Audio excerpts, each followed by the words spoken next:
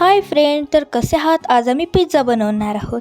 त्यासाठी लागणारे साहित्य म्हणजे आता आम्ही घेतलेले टोमॅटो, त्यानंतर शिमला मिर्च, नंतर कांदा मोठा आणि छोटा चिरलेला।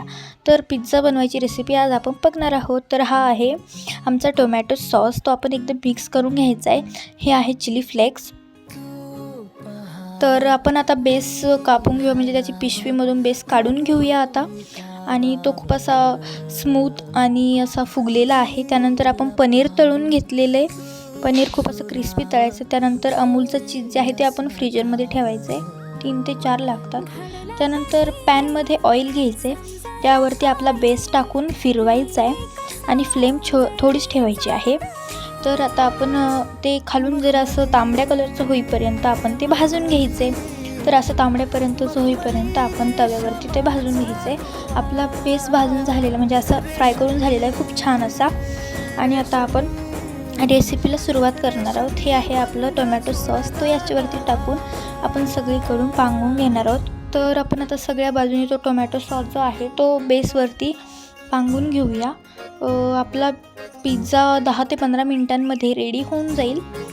तुम्ही ही रेसिपी ट्राय करा नक्कीच। आपण आता दुसऱ्या बेसवरही लावून घेतलेला आहे, दोन्ही याच्यावरही आपण आता पिझ्झा बेसवरती सॉस लावलेला आहे। तर कसं दिसतोय, त्यानंतर आता आपण चीज काढून घेऊया।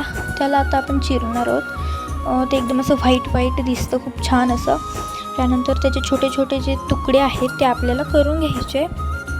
तुकडे आहेत ना, ते केल्यानंतर ते एकदम असे प्लेन होतात फ्लेक्स पाणी। आणि हे आता आपण चिरून घेतले, हे मोठं अजून चिरायचे, असं चिरून घ्यायचे छोट्या याच्यामध्ये। नंतर आपल्याला ते बेसवरती टाकायचे, म्हणजे असं सगळीकडून पांगून टाकायचं, एका जागेवर नाही। तर सगळीकडून पांगून असं टाकले नाही तर आपलं जे असं आपण पिझ्झा खाता नाही ना, असं स्लाईस येतात। आणि मग आता आपण सगळीकडून ना टाकून घेऊया।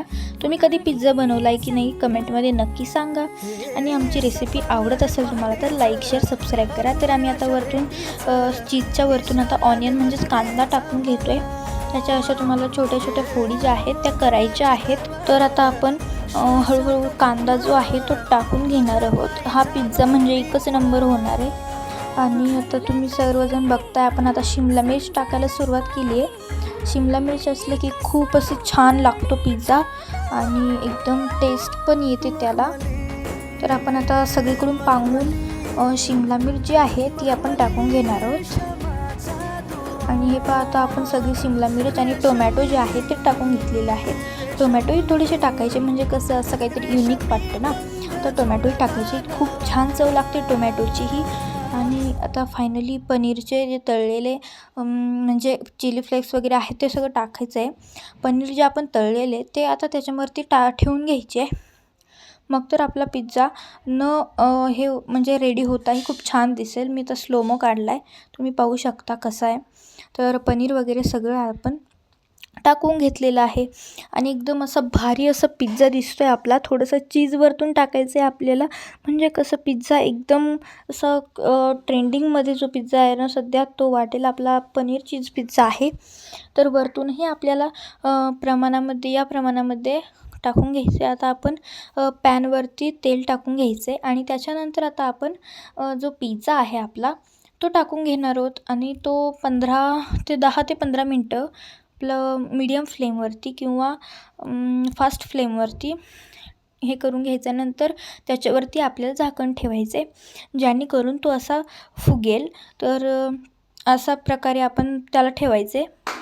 तर आपला पिझ्झा आता रेडी झालेला आहे आणि तुमचा पिझ्झा कसा झाला कमेंटमध्ये नक्की सांगा। तर भेटूया पुढच्या व्हिडिओमध्ये, बाय बाय।